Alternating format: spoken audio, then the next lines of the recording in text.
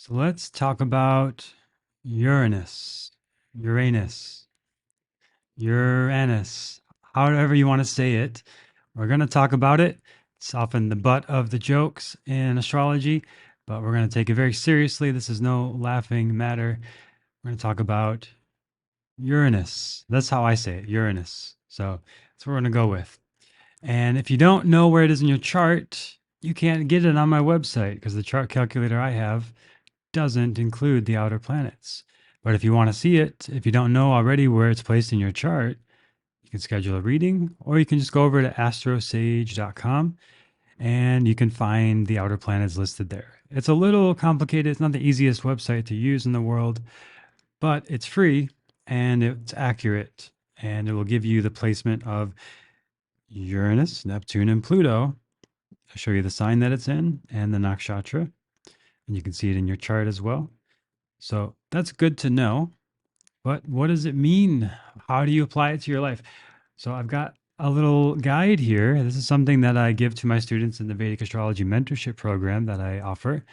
And just a little bit of walking through of what Uranus is about and how it relates to this Vedic mythology, because traditionally in Vedic astrology, Uranus, Neptune, and Pluto are not factored in much at all. There is some mention of outer planets in the old texts, but mostly we focus on the inner visible planets, the ones we can see with the naked eye, up to Saturn, because those affect us more personally.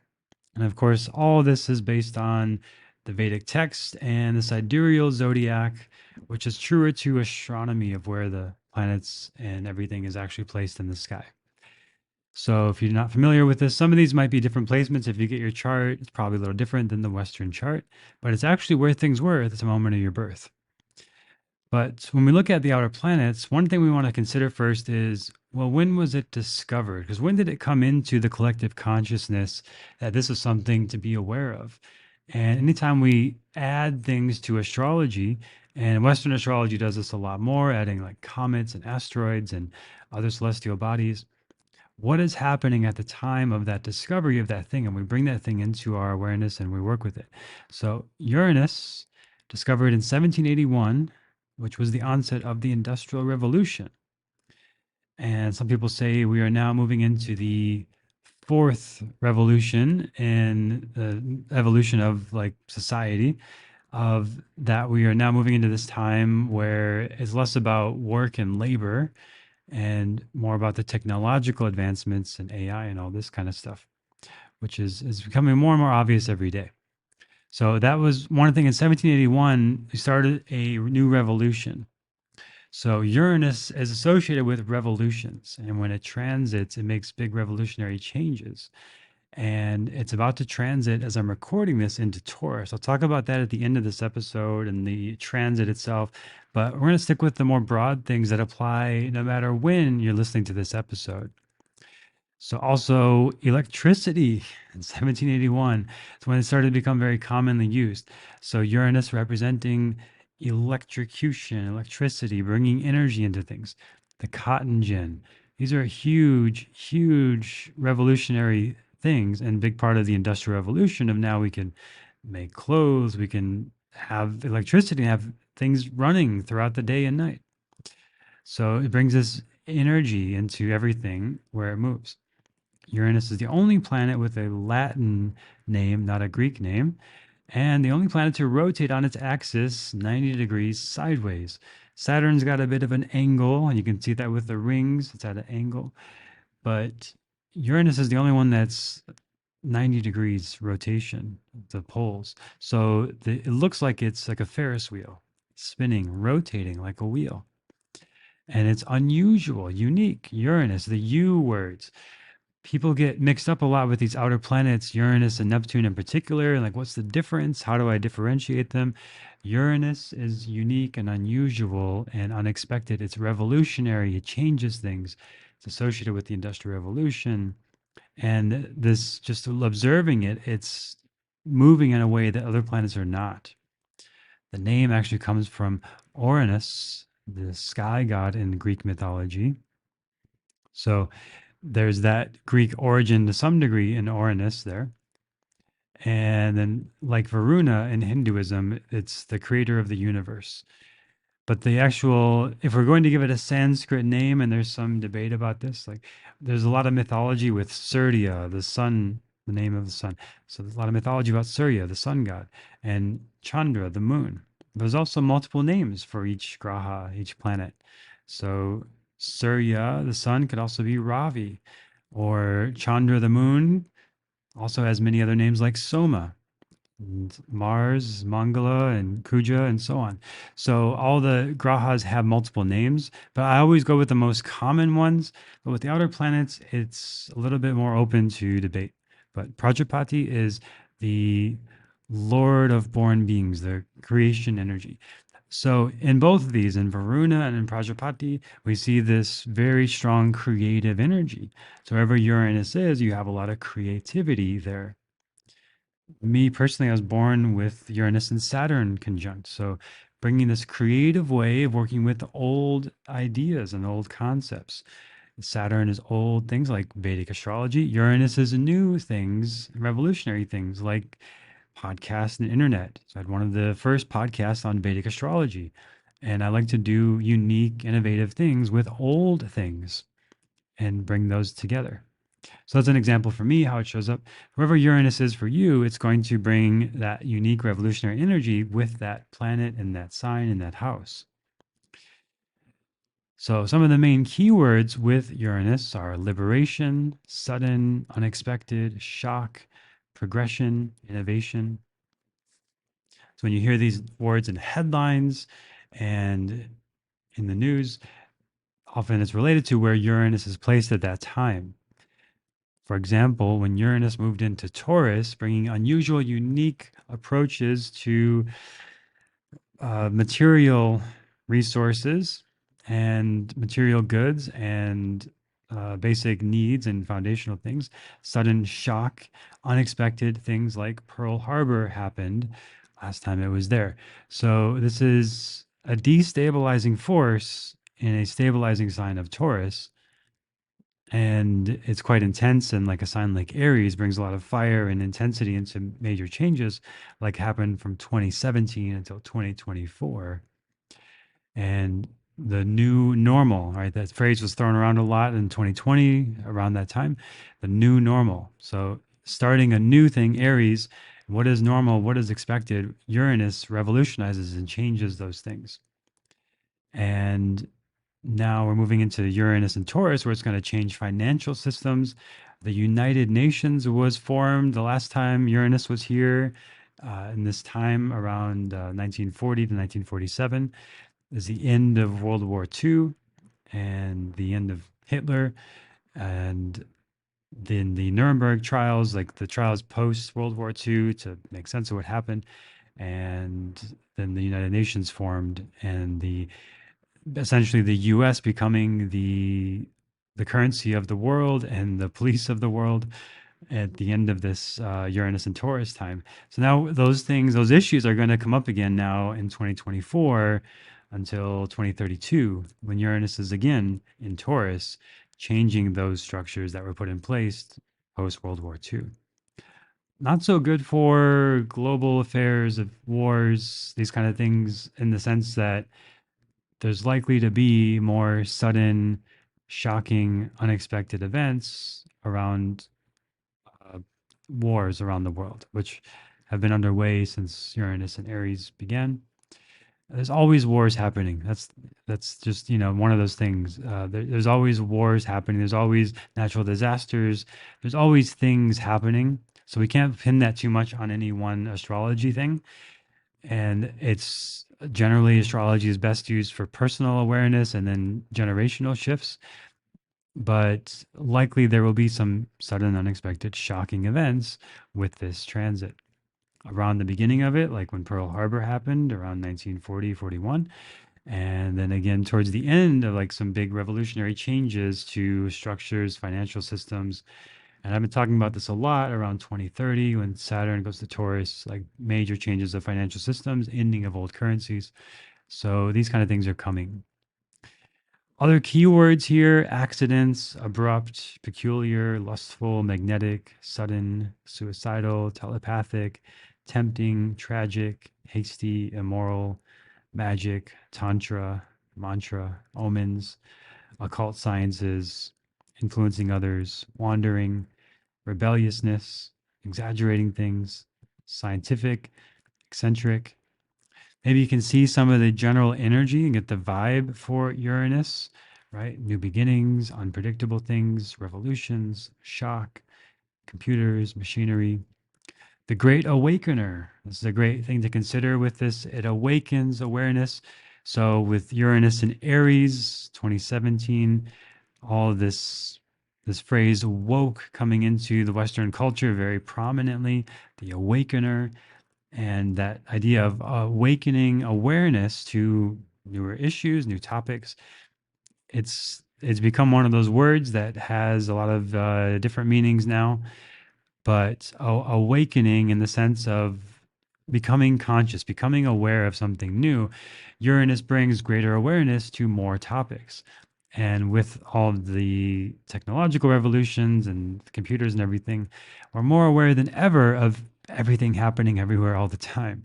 And things like social media and like Twitter, where you can just instantly get on, and there's a lot of people posting things. Whenever world events happen, people are going on Twitter or X and like immediately posting videos of that thing happening, which has become just totally normal now.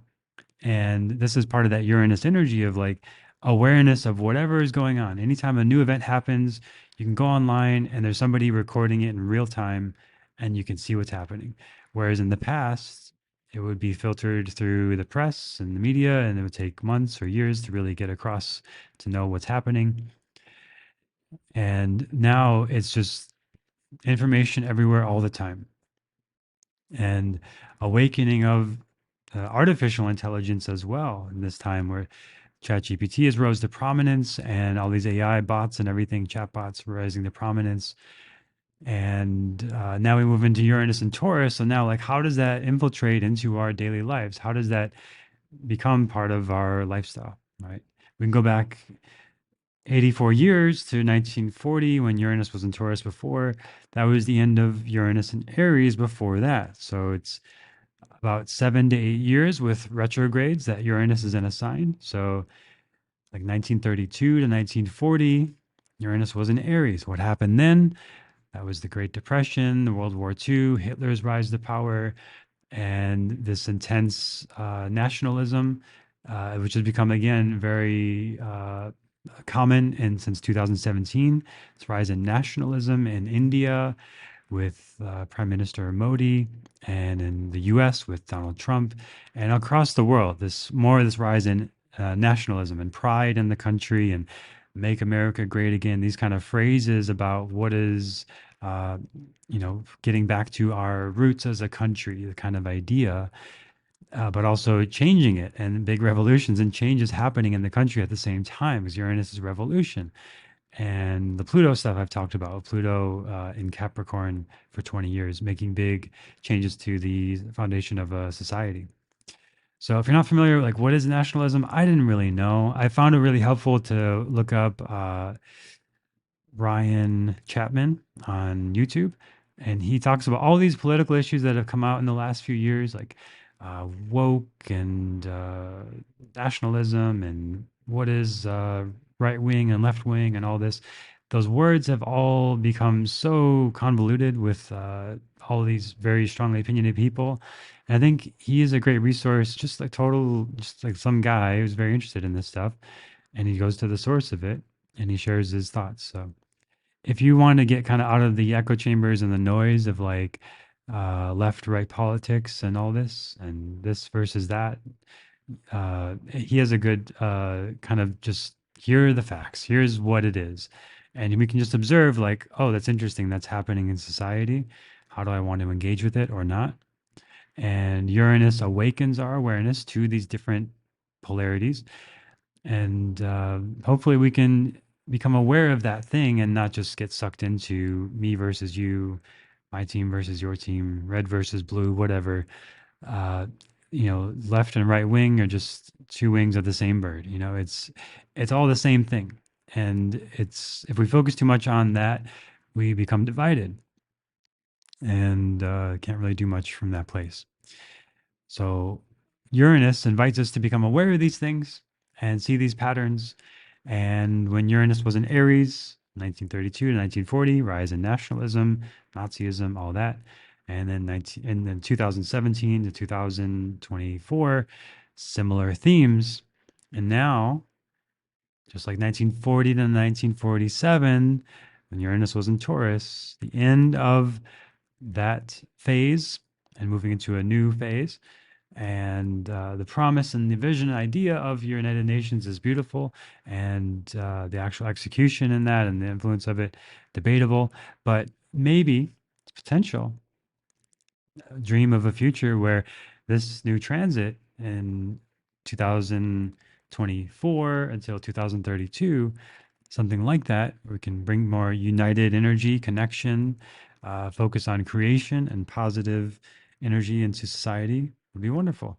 Breakthroughs in that way, advancements in society, improvements in intelligence, new experiences. There's a volatile energy, the electric energy here, sudden changes, these kind of things can happen. And this is great potential. So it's powerful energy. So wherever Uranus is in your chart, these energies are there. The energies of change. Astrology, Uranus is an indicator of astrology, like the eighth house is, like Scorpio is. It's a lot of similar energies to Scorpio. So if you understand Scorpio well, Uranus is similar. And in some ideas and some opinions that Uranus could rule the sign of Scorpio. Every planet rules signs, but in the Vedic tradition, the outer planets do not rule signs because they are more generational. So this again kind of debatable, but you could say Uranus is exalted in Scorpio, so it does its best there, the highest expression. If the planet Uranus in Scorpio, it's going to bring this great energy for change and revolution and uprisings and awareness and intelligence in your life, especially around astrology, mysteries, occult studies, tantra, mantras, these kind of things. It brings omens into our life. So being aware of the patterns is always a big part of astrology, especially Vedic tradition. It is one of the forms of astrology, really, to just be aware of omens in your life. Like, let's say you have an idea to go move somewhere, and then you hear about it in a podcast you listen to, and they mention that exact place in a positive light. So that's a positive omen. Or they mention it in a negative light. That's a negative omen. Or you see something that just seems negative, right? A black cat walking in front of you could seem auspicious or inauspicious. I wouldn't get too wrapped up in omens being that it's, oh, black cat is always bad, or even walking under a ladder is always bad. There's certain things like this that have kind of been labeled as like this is a bad omen. But I wouldn't look at it as a general blanket statement like that. I would look at it as, what does it mean to you? What does it mean to you to see a black cat? Maybe you grew up with a black cat and it makes you sentimental. I did actually, and it doesn't seem like a negative thing to me. But some people they do, and if you look up like certain things online, you'll see that. So I wouldn't rely on online resources for interpreting omens. I would rely more on your intuition, and then secondarily, maybe looking at online resources or books like from Native American tradition or something that you resonate with of what omens represent. But from the Vedic tradition, I think it's important to trust your intuition on this and have practices that refine your intuition. So when we're working with Uranus as well, this sudden, unexpected, revolutionary energy, like how do you manage that? That shock, it's like an activation to your sympathetic nervous system, like getting electrocuted. It brings you into very heightened uh, to sympathetic nervous system response. So how do you respond to that? How do you navigate that? How do you self regulate? Things like breath work, yoga, mantra, sitting in stillness and meditation, just going for walks in nature, doing things to lower your heart rate, like slow breathing, or just doing exercise regularly to increase your heart rate so that you have a lower resting heart rate. So having this awareness of your nervous system is a really important thing with Uranus, and especially when it's transiting, which only happens once every 7 years. It goes to a new sign. So when this happens, it's great to be aware of these sudden shocks and changes in your life and have tools to self-regulate and manage those changes. It's a signifactor of the pineal gland, which can be awakened through humming, through mantra, through meditation. And when you have this awakening of the pineal gland, you can have visions. You can have this sense of humming in the center of your head. It can be intense. It can be overwhelming. You can have this bright white light come through. That is very important, again, to be aware of nervous system regulation. So wonderful. You do an intense breath work session, holotropic breathing, or something like that. Go out of this world into some intense dimension. That's great, but then like how do you now integrate that back into your physical form, which is what you're here for, right? We have this physical body for a limited time on loan from the universe to be conscious and aware for what? So we can just get out of it.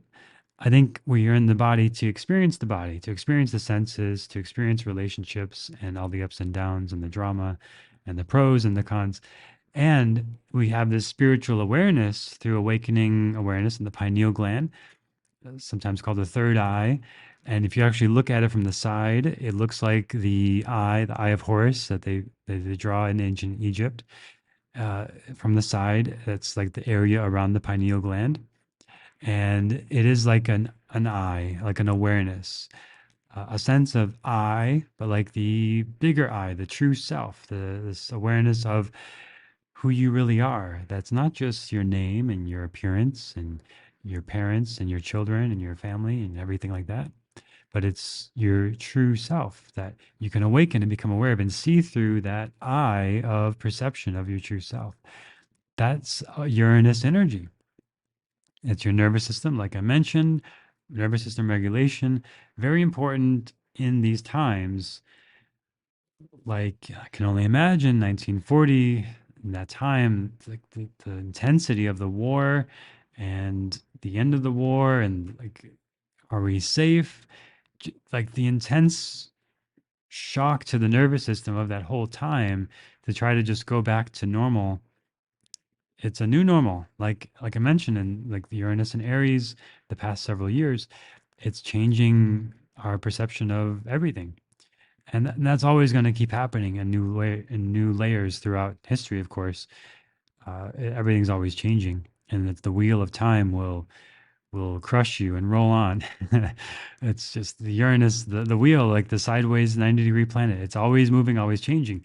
So wherever it is in your chart, all these things I'm saying today apply to that sign, that house in your chart where it is. So for me, just as an example personally, it's with Saturn in third house in my chart and Scorpio.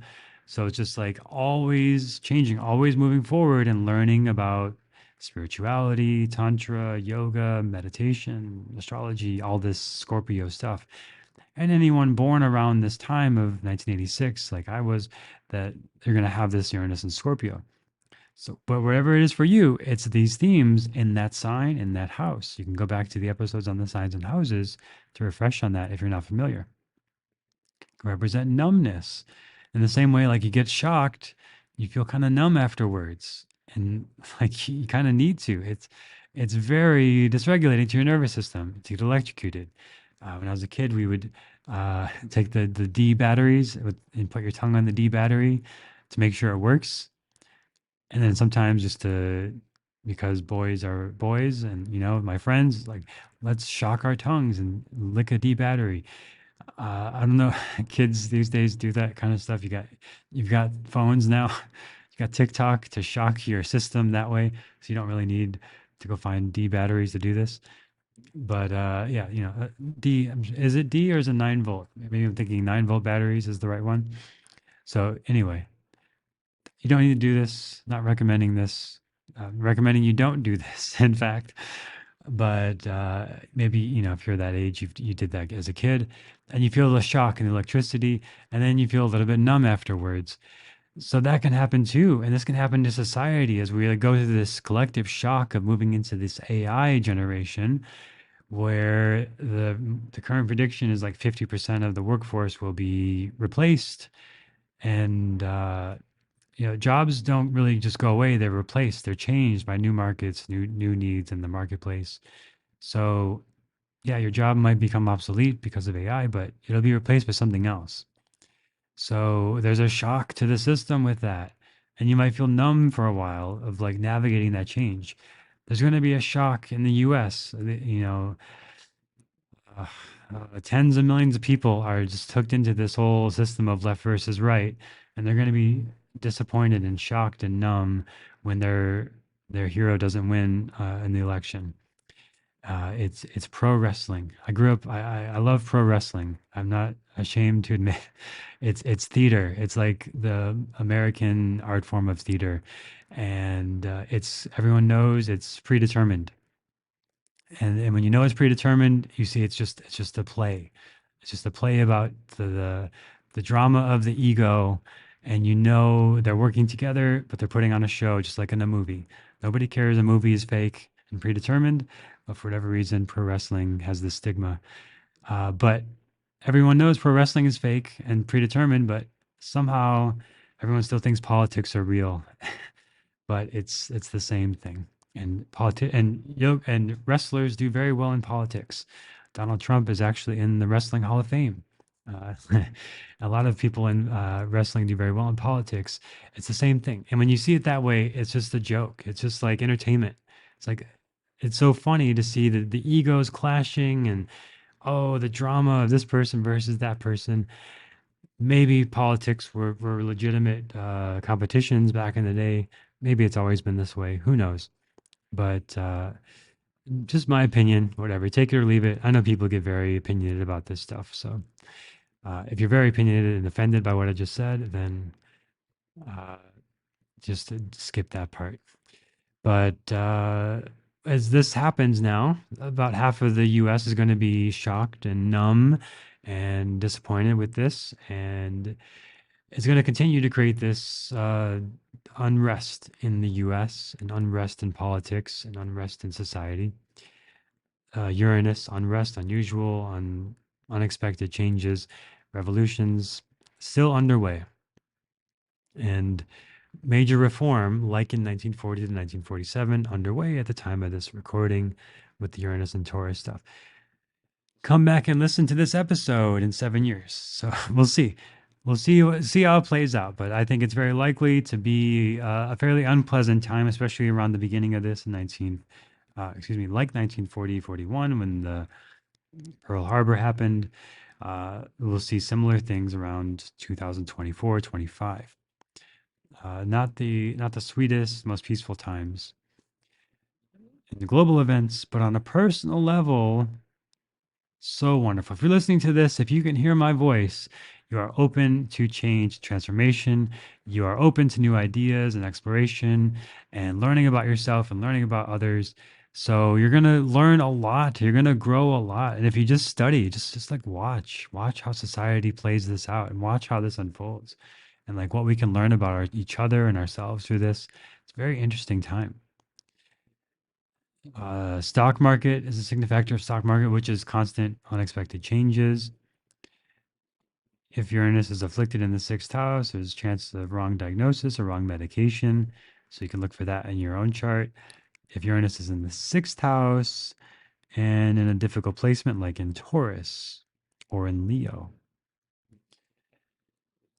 the house that's associated with Uranus is no house. So technically it doesn't rule a house, but some people think it's the 11th house. Some astrologers will say that. I will go with none. I'll just stick with the normal rulers. The 11th house signifactor would be Saturn, like the sign of Aquarius associated with Saturn. The 11th house would be Saturn. The color for Uranus is sky blue, like the sky god of Uranus or Varuna. Gemstone would be amber. Body parts are the pineal gland and the nervous system. So if you're having issues with the pineal gland or the nervous system, those are Uranus issues. And when we experience shock to our system in any form, that's to the nervous system, which is the spine. So the spine, any issue in the spine, is issue in the nervous system. I had a spinal issue last year, very scary. I pushed myself doing Ashtanga yoga, which I talked about for years.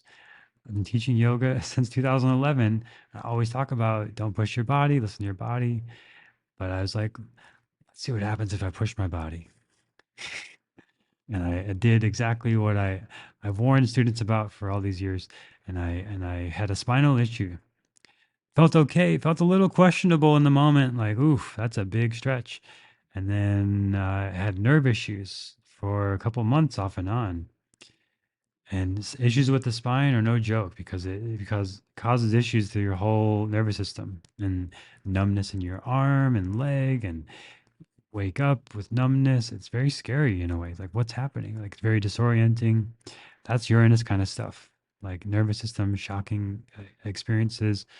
So, my work of the last decade plus has been in nervous system regulation and awareness of that. So knowing things like yin, restorative yoga, breath work, how to down regulate, how to upregulate as well. I actually needed to learn a lot of upregulation because I had depression years ago.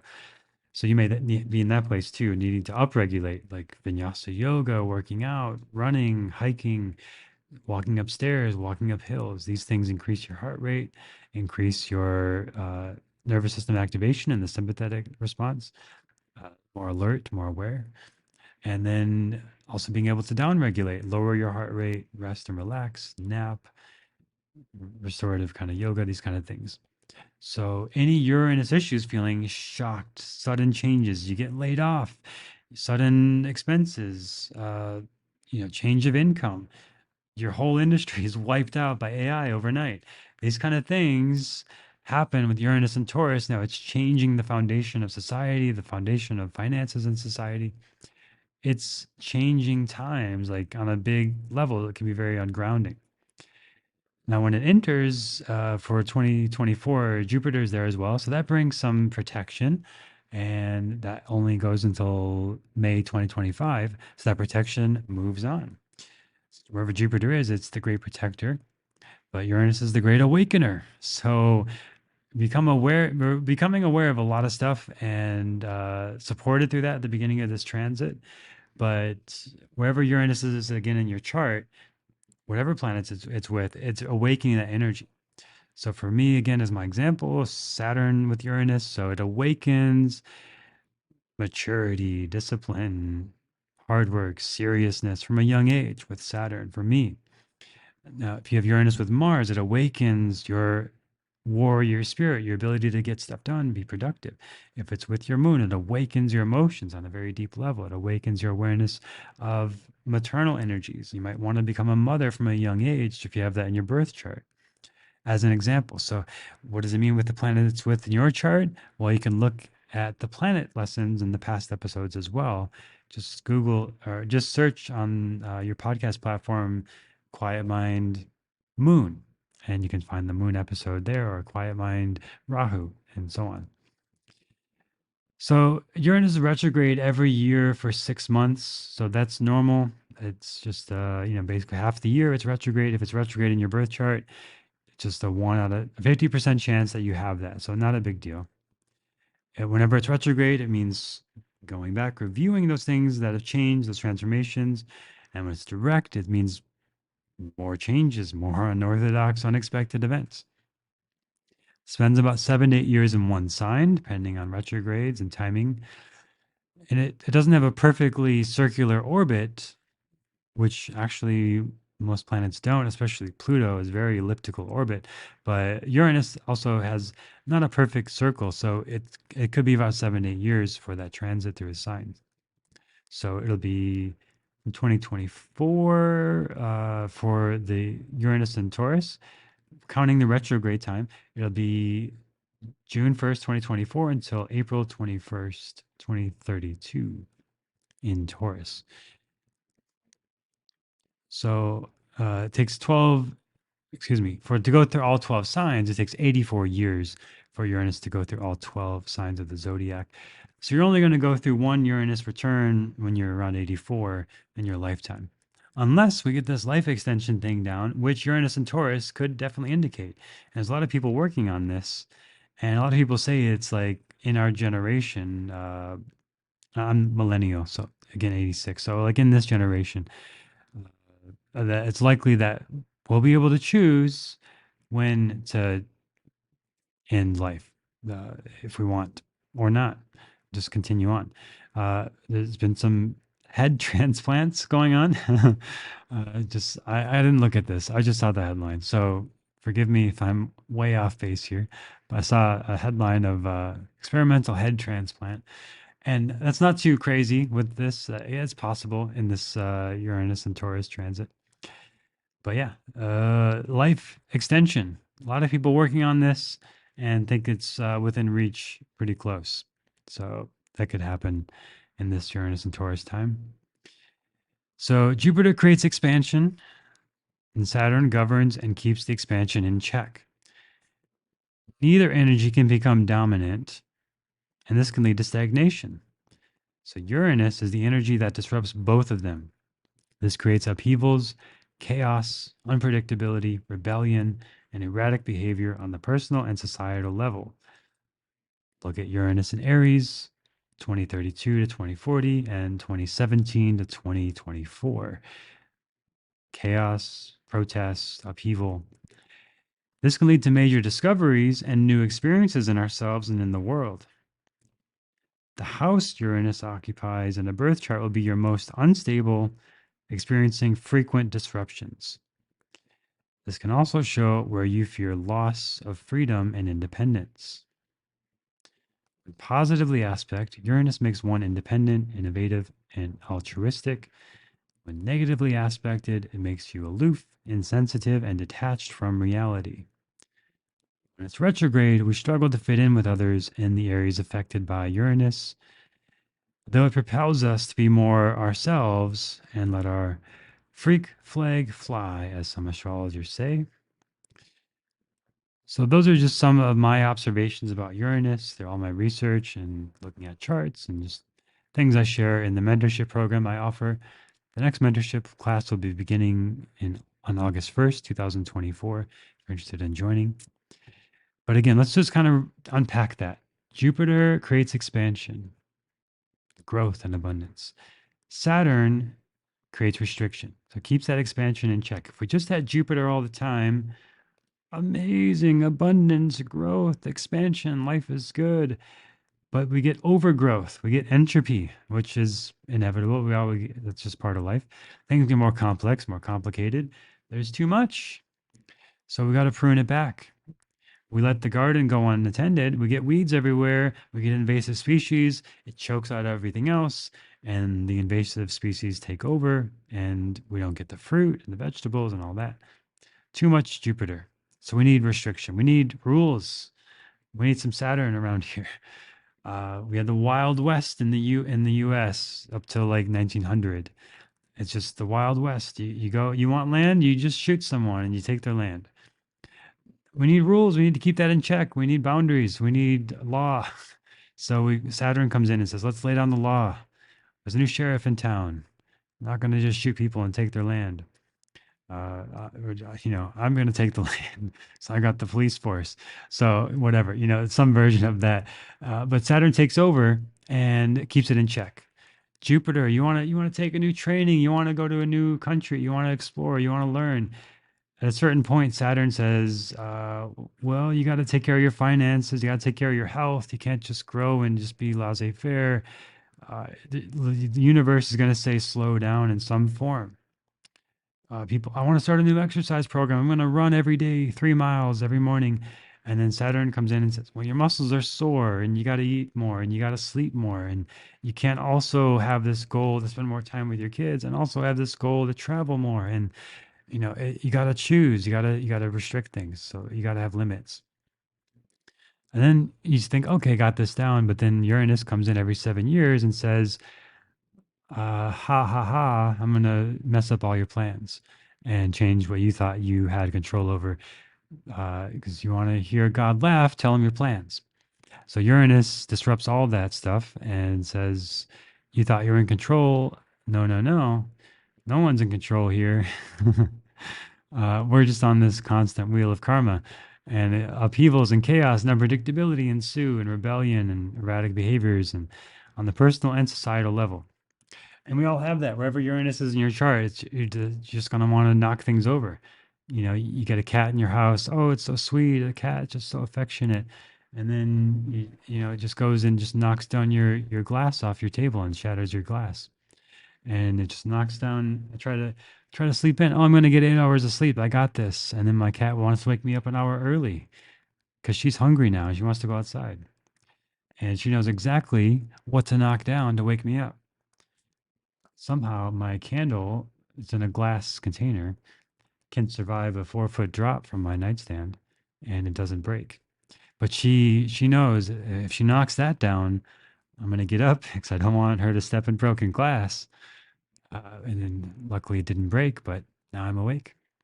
So it broke my spirit and my sleep. Now I got to get up and feed her. So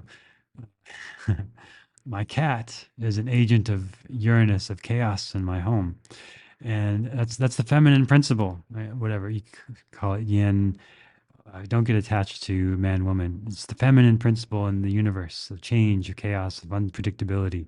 It's in everybody and everything. Cats or felines, they predominantly express the feminine principle. Dogs represent more of the masculine principle of loyalty, consistency, all this structure, blah blah blah. Don't attach that to man woman. Don't get too hung up on that part. But we all have both of these within us, and Uranus is that agent of chaos and uncertainty and change.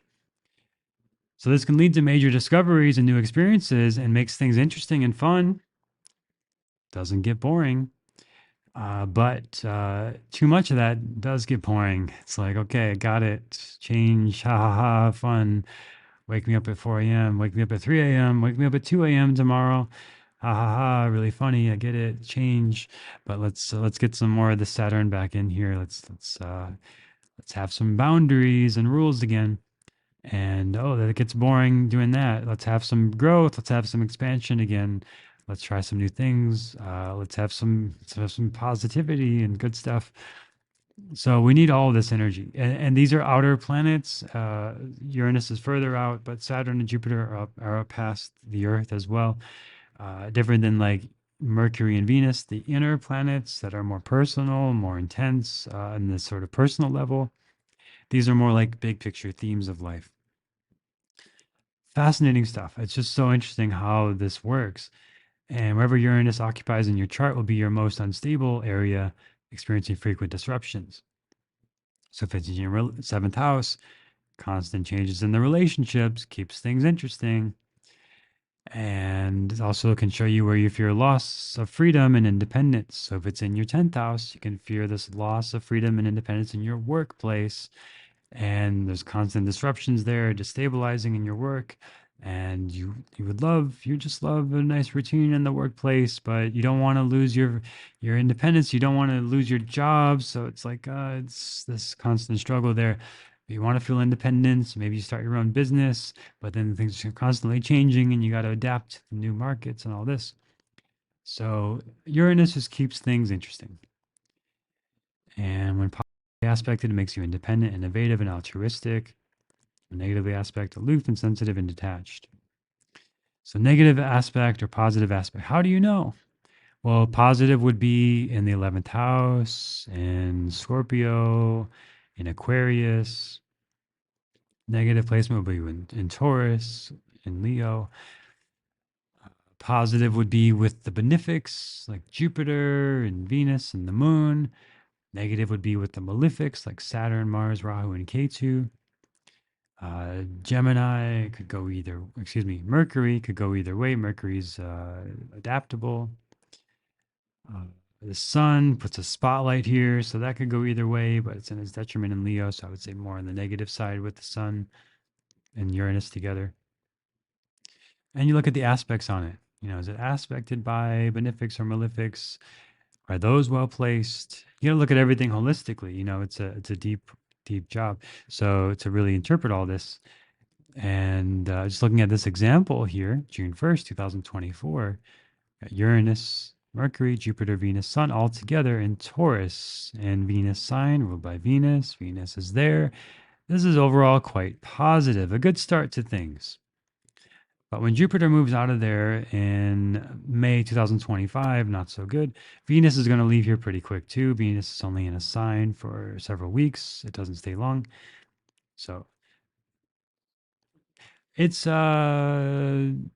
It's a good start. It's a positive start. So like optimism and new things. Let's start new things. Let's explore. But 25 could be a little more rough and more lessons there. And speak of my cat Lakshmi, here she is pulling for attention now. It's the evening because I'm recording this late on Thursday. So she loves this time of night to like run around. You can see her ears pointing back. She's got that face like she wants to play and knock things over. So it's almost time for me to finish this episode to give her attention and be the force of Uranus in my life. But it ultimately propels us to be more ourselves, be more authentic, be unique, be yourself, and explore, awaken yourself, awaken your energies, and be okay with making sudden changes, right? You usually have this sudden change as a teenager. It's a 7, 14, like 7 years in a sign for Uranus. Age 7 is often this time where you start to like, okay, you're not the cute little kid anymore. And, age 5 and 6 is like super cute and funny and they're so smart, and then age 7, it's like, okay, they're kind of individuating. And age 14, it's like they need to get out of the house, be their own person. They've been embarrassed by their parents. All of us, we all experience this, right? So age 14 now to 21, we're in that individuation phase. And then we kind of stop. Maybe a lot of people stop. Like, you suddenly you're a goth kid as a teenager, or suddenly you're a jock and you're into sports. Suddenly you're whatever. We go through that phase, and then you just kind of stop and you stagnate. But every 7 years, we have this opportunity to shock our systems, try new things, be someone different, try new identities, try new roles. Why not? So look where Uranus is in your chart. And when you're in those ages, every multiple of 7, 7, 14, 21, 28, 35, and so on, you're going through these new changes, new identities, new roles. Why not? Try new things. 35, uh, for me, it was moving. I was in Austin, very comfortable there. I'd been there 11 years, moved to California, moved to Mexico. Just go out, try new things, shock the system.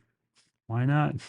But then regulate your system too. Like, not just electrocute yourself, metaphorically.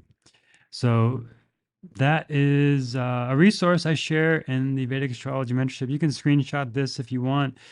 Just some details. I go more into that. For those of you in the mentorship listening, got videos on Uranus, and we go into how to interpret that and everything, and all the resources I provide. And again, if you don't know where it is in your chart, use astrosage.com. They use a reliable calculator.